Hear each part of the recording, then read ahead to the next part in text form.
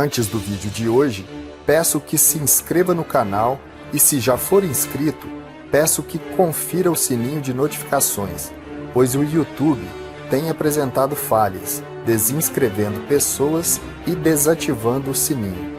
Obrigado.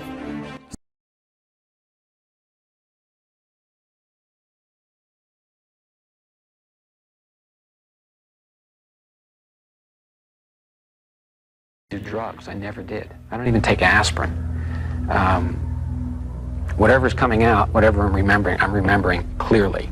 It was very dark, and I saw these 5 little characters, guys, whatever they were. Big heads, big eyes. They were kind of a putty, whitish, grayish color. They were humanoid, 2 legs, 2 arms. And they laid me down, and I don't remember having my clothes removed or taking them off, but I didn't have any clothes on. And they did all sorts of experiments to me. When you look into the eyes of these creatures, it changes you forever.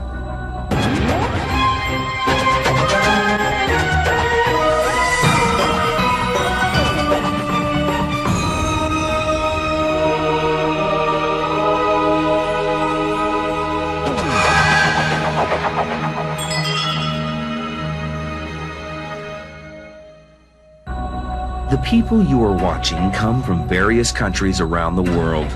They are of different ages, cultures, religious beliefs, and professions. They all have one thing in common. They believe they've made contact with beings from other worlds. They believe they've had alien encounters.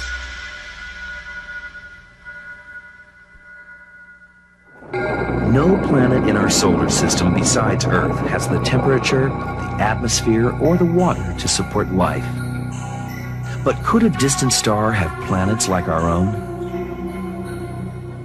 At this time, we have evidence for life in one place in the universe and one place only, planet Earth. Despite centuries of interest on the part of scientists in the possibility of life elsewhere, we still have no confirming evidence that life exists anywhere else but here. From the dawn of history, mankind has told stories of intelligent, non-human creatures with great powers. Creatures not of this earth. Historians have evidence through writings of Aristotle that the possibility of alien beings was discussed as early as the 5th century BC, making the topic about 2,500 years old. The consideration of alien life took a giant step forward in the 16th century when the world absorbed the discovery by the astronomer Copernicus that the Earth was not the center of the universe. If Earth was just another planet, perhaps other planets were just like Earth. Inspired by this breakthrough in astronomy, British scientist John Wilkins wrote The Discovery of a World in the Moon in 1638. In it, he described an imaginary trip to the moon, which included meeting human-like moon inhabitants. Here in America, 19th century astronomer Percival Lowell insisted that he saw man-made canals on Mars, evidence, he claimed, of intelligent life. Lacking proof that life exists among the stars, mankind has populated outer space with figments of its collective imagination. It's a common human trait, and probably one of the most basic human traits is the fear of the unknown. So that when we encounter unknown space, whether it be oceans or outer space or deepest, darkest forests, we tend to inhabit those, at least in our mind, with, let's say, monsters or serpents or aliens or these supernatural beings who threaten us. In a sense, it reflects our own fear of these spaces. The first American report of alien contact is believed to be the account of Colonel H.G. Shaw, detailed in an 1896 edition of the Stockton Evening Mail in California. Colonel Shaw claimed that he and a friend encountered 3 strange beings in the town of Lodi. They were about 7 feet tall, thin and hairless, but they looked like humans. Because they were extremely lightweight and weak, they failed in their attempt to pick up the 2 men and drag them into their airship. The story ends with Colonel Shaw's quote, "There is no doubt in my mind that these creatures came from Mars, and wanted to procure an inhabitant of Earth. Just 1 year later, Congressman turned farmer Alexander Hamilton claimed that aliens visited his farm in Leroy, Kansas. One April night in 1897, Hamilton was awakened by a disturbance among his cattle.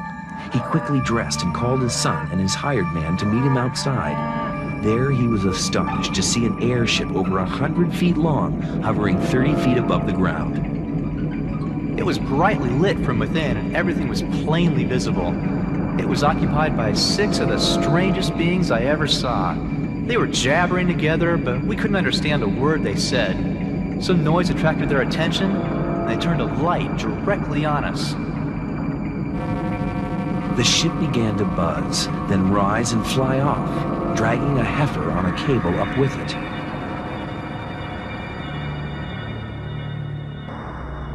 The next day, a neighbor brought Hamilton all that remained of the calf, its head, hide, and legs.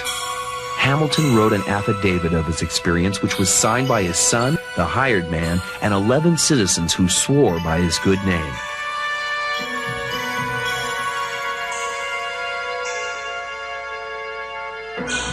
At the same time some men were seeing airships, others were actually trying to build them. Still others were writing fantastic tales of future flight. Jules Verne and H.G. Wells published stories about Martian invasions and undersea adventure, giving birth to a genre later known as science fiction.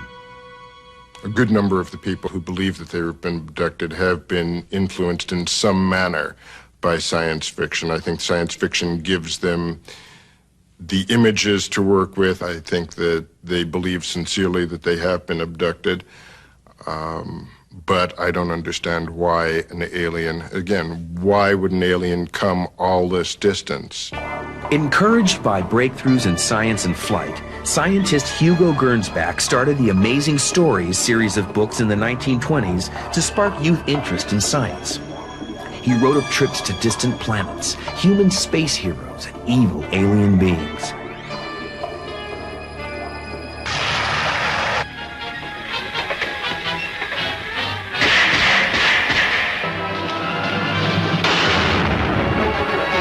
Filmmakers quickly embraced this new genre, including a brilliant young artist who would bring aliens right into American living rooms. Ladies and gentlemen, it's indescribable. I can hardly force myself to keep looking at it. It's so awful. Its eyes are black and they gleam like a serpent. The mouth is a kind of V-shape with saliva dripping from its rimless lips. In 1938, Orson Welles performed a live radio broadcast of The War of the Worlds. Thousands of Americans panicked when they thought they were hearing an actual news broadcast of a Martian invasion of New Jersey. With Germany on the march in Europe, many blamed the reaction on America's fear of invaders closer to home.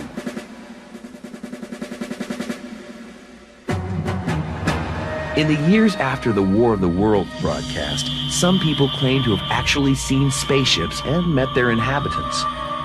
They called themselves contactees, and claimed that the aliens they met weren't marauding killers from Mars, but peaceful beings trying to save humanity. The most public of the contactees was a mystic named George Adamski. He not only claimed to have been visited by beings he called space brothers, he said they actually took him aboard their ship. I was taken to the mothership and they were flowing around, not too close to the moon, but with instruments.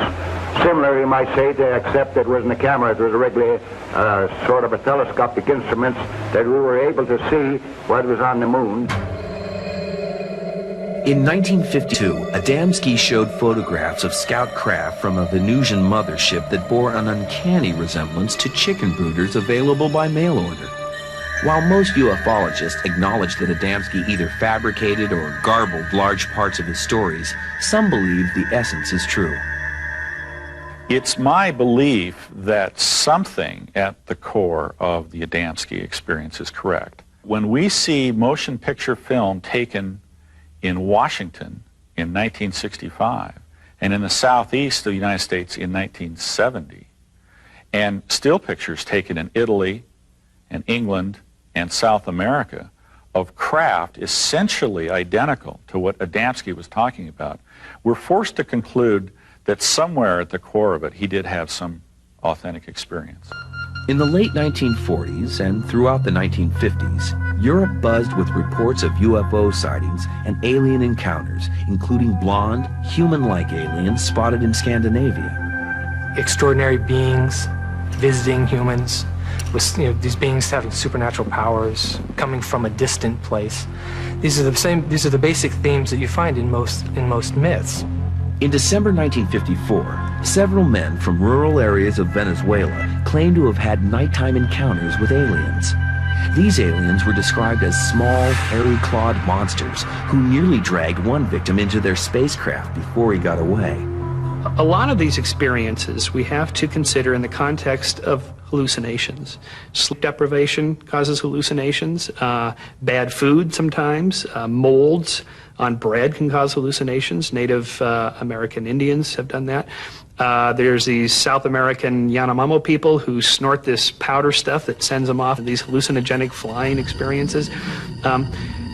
These kinds of experiences people have, near-death experiences, the light at the end of the tunnel, the spiraling effect, the alien abduction, floating out of the body experiences, these things can all be replicated quite easily by hallucinogenic drugs that occur naturally in the environment.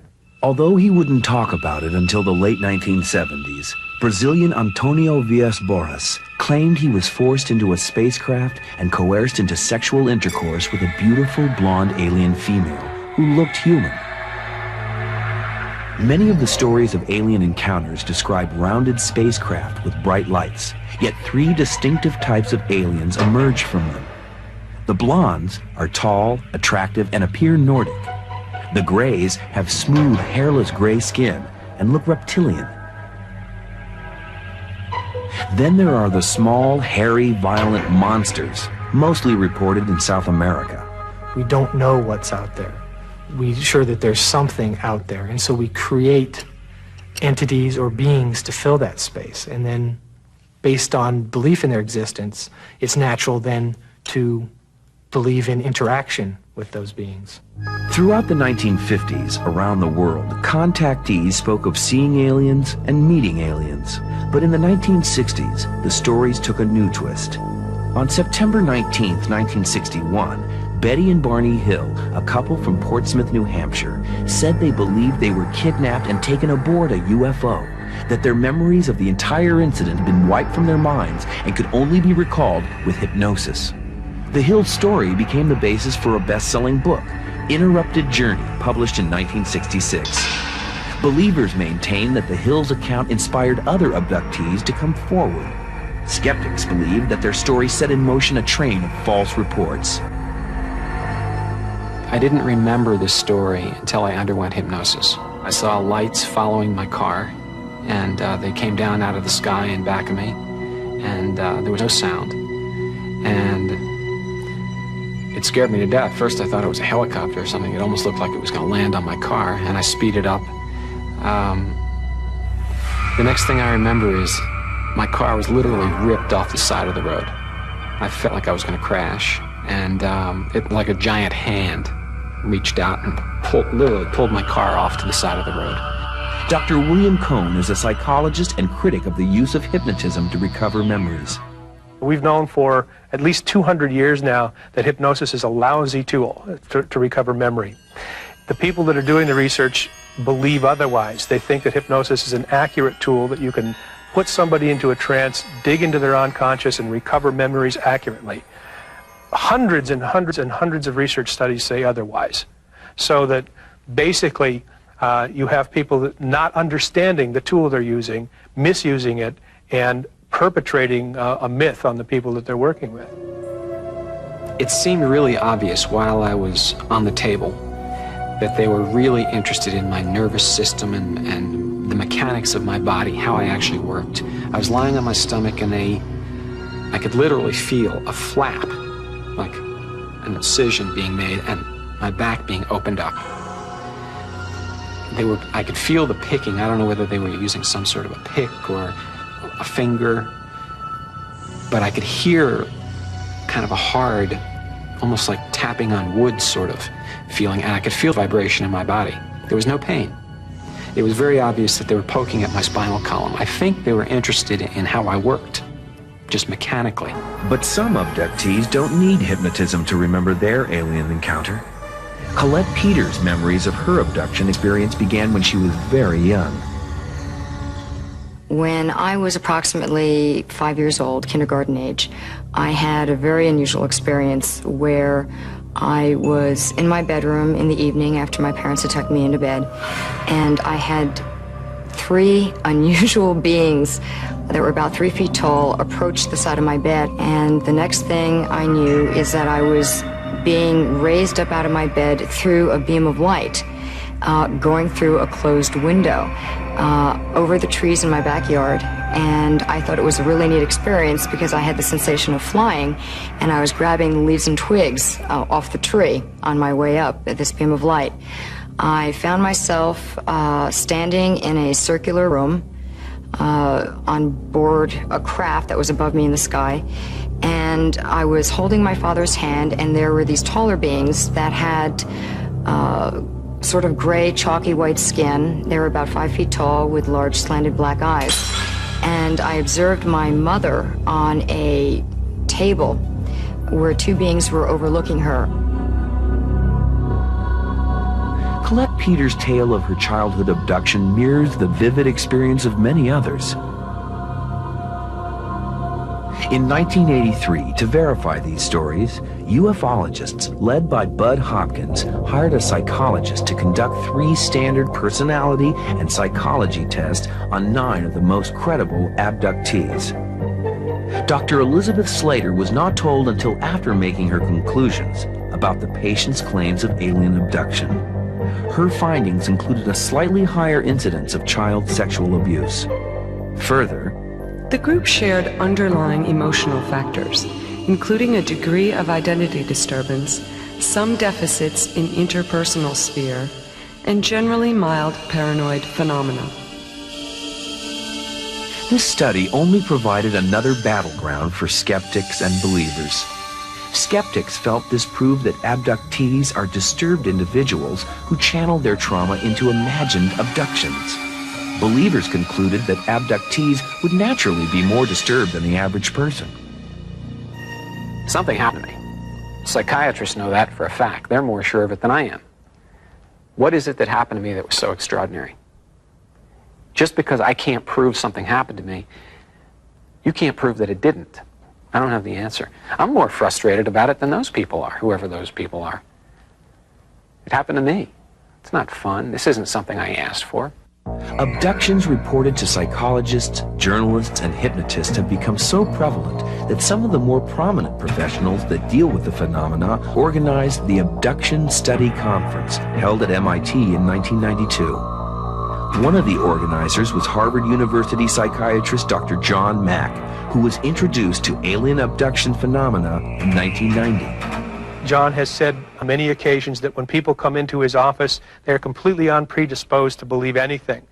Well, everyone coming into his office is there because they think they were abducted. The minute they go into his office, they're predisposed. The man is the world's most prominent abduction researcher. Why are they there? As convincing as the claims made after hypnosis may seem, even if they are false memories, what is the explanation for those memories that are not the result of any hypnotic recovery method? Are they dreams or a real experience? A tall being, which I'll refer to as the scientist, brought me into a room and showed me rows and rows of these little babies, hybrid babies. They were in very small containers, similar to shoe boxes, and each one, I could tell, looked similar to these beings and also half human. In my own opinion, I don't know why they're doing this. I would think that there are many different sorts of beings out there, and they all have their own agendas. Current abductee reports usually do not involve a simple kidnapping.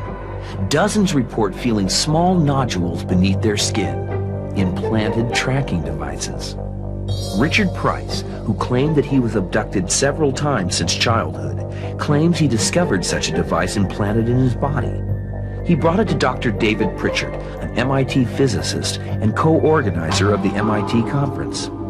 In 1992, after lengthy, costly testing of the object, Dr. Pritchard concluded that the object was of terrestrial origin. No object has yet been taken from a human that has been certified non-terrestrial.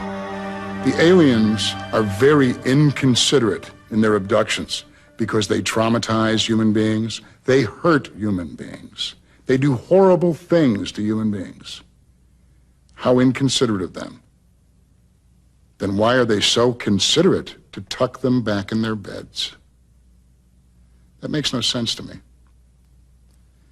If you're coming upon a planet as we would, and yes, I have to judge them as I judge myself and other humans, and we wanted to check out a human being, we'd take one, and we'd do whatever we want to it. I remember coming down in the beam of blue light, liking the sensation of flying and grabbing leaves, waking up in my bed, and my bed was filled with evidence of immature leaves from the top of an 80-foot tree that was in my backyard, the leaves and twigs in my bed, and we could not account for it. I went to call my parents, and they were at first told me it was a dream, but then when they saw the leaves and twigs in the bed, they were baffled and very concerned. Then to me it seemed very real, like a real experience. As the number of abductees increases and the stories become more extreme, the question arises, why now? Some ufologists believe aliens have been visiting Earth for centuries and that early civilizations mistook them for angels or devils. Others claim that extraterrestrials walked the Earth before humans did. Erich von Daniken's 1971 book, Chariots of the Gods, suggested that ancient pictographs, sculptures, and paintings pointed to visits by extraterrestrials during the early development of humanity. For example, cave drawings in France, South America, and Africa depict men in spacesuit-type attire, including antenna-like spirals on their headgear. Many skeptics believe that so-called witnesses suffer from overactive imaginations, influenced by fictional portrayals of little green men in spacesuits. But what, von Daniken asked, fed the imaginations of ancient people? Where, in ages preceding flight, would they come up with the notion of landing strips? Skeptical historians say that von Daniken and his peers have taken liberties with ancient artwork. But what of the reports from today's abductees?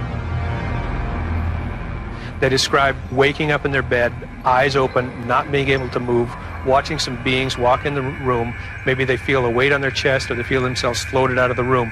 That's a classic sleep paralysis episode. Hundreds of people throughout history have had that happen to them. I've had it happen to me 4 or 5 times in my life. It's very real, it's very frightening, and we really don't know what it is. But I don't think it's alien abduction. Dr. Michael Shermer is a professor of science and technology at Occidental College in California, a founder of Skeptic magazine.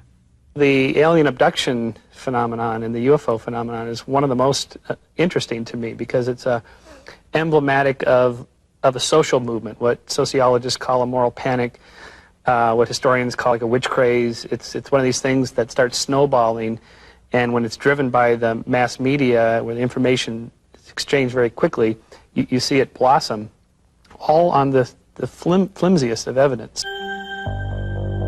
Modern reaction to the actual reports of alien contact has varied. It includes abject fear, hope for humanity's enlightenment, scientific curiosity, dismissive skepticism, and sheer amusement. While the debate goes on, the scientific community is working quietly to see if there might be life beyond Earth. At the 1996 meeting of the American Astronomical Society in San Antonio, scientists announced the discovery of several planets in distant galaxies that just might have the warm, watery conditions essential for life. Astronomy may be on the verge of discoveries as earth-shattering as those of Copernicus in the 16th century. NASA plans an ambitious 25-year program to search for other planetary systems, especially Earth-like planets that may be habitable. The search for planets outside our own solar system, and for that matter, planets on which there is life, is a high priority in science and astronomy. there is a natural curiosity on the part of most people who become astronomers in this possibility of other worlds in space. It's in part why people become astronomers. They wonder about these mysteries of the cosmos, and they'd like to know. That curiosity, in fact, propels us to undertake research, to send probes out into space, to build instruments like the Hubble telescope that can see greater detail than we've ever seen before. So this is, in fact, a major theme in modern science, to look for other worlds in space and also to look for life in the universe besides our own. Will we find other intelligent beings out there? If we do, will we discover that they found us first, as many claim? Or will we be the strange aliens who visit another planet's inhabitants?